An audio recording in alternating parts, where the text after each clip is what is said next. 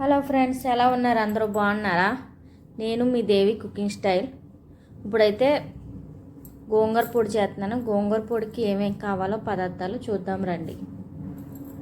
First అయితే వెన్నమిరపకాయలు, తర్వాత వచ్చేసి ధనియాలు, శనగపప్పు, జీలకర్ర, వెల్లుల్లిపాయలు, వేరుశనగగుళ్ళు, గోంగూర. ఇప్పుడైతే కళాయి పెట్టుకొని గోంగూర అయితే ఫ్రై చేసుకుందాం. ఫ్రై అయిన తర్వాత నూనె లేకుండా వేపుకోవాలి ఫ్రెండ్స్. ఇదైతే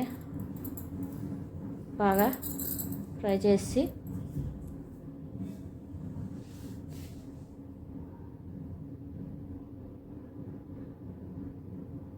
బాగా డ్రైగా ఫ్రై అవ్వాలి.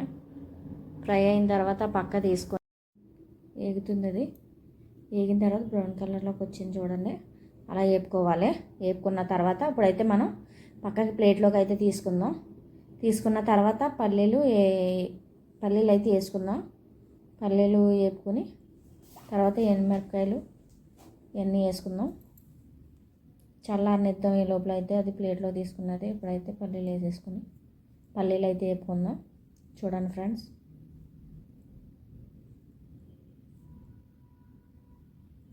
పల్లీలు కొంచెం కలర్ వచ్చేదాకా వేపుకోవాలి. కలర్ వచ్చిన తర్వాత మనం ఇంకా ఉన్న ఎండుమిరపకాయలు, శనగపప్పు, అలాగే గుళ్ళు వేసుకోవాలి. అందులోని కరివేపాకు,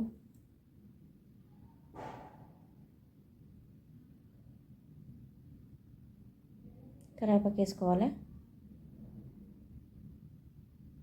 తర్వాత ఎల్లిపాయలు వేసుకున్న తర్వాత ఇవన్నీ బాగా ఫ్రై అవ్వాలి. చూడండి ఫ్రెండ్స్, ఫ్రై అవుతున్నాయి.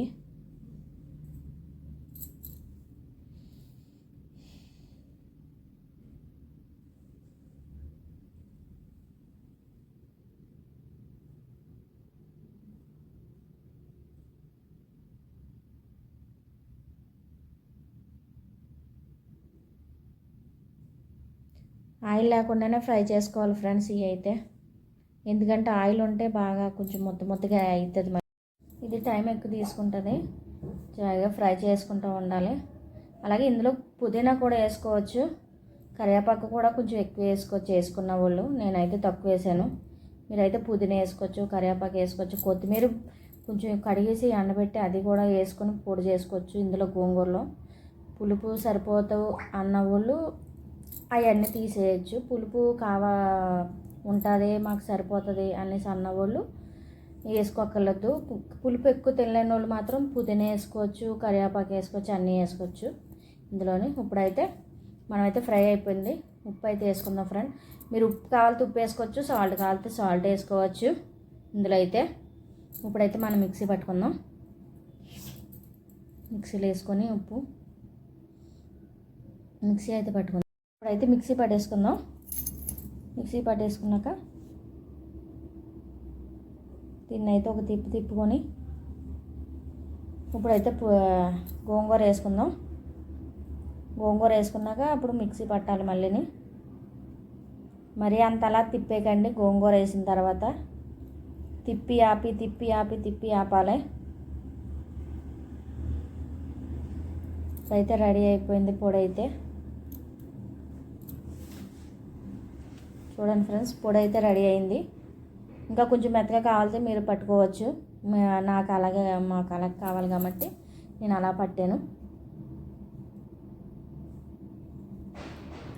గోంగూర పొడి అయితే రెడీ అయిపోయింది. చూడండి, ఇది వేడివేడి అన్నంలో వేసుకొని తింటే నెయ్యి వేసుకొని అబ్బా సూపర్ ఉంటుంది.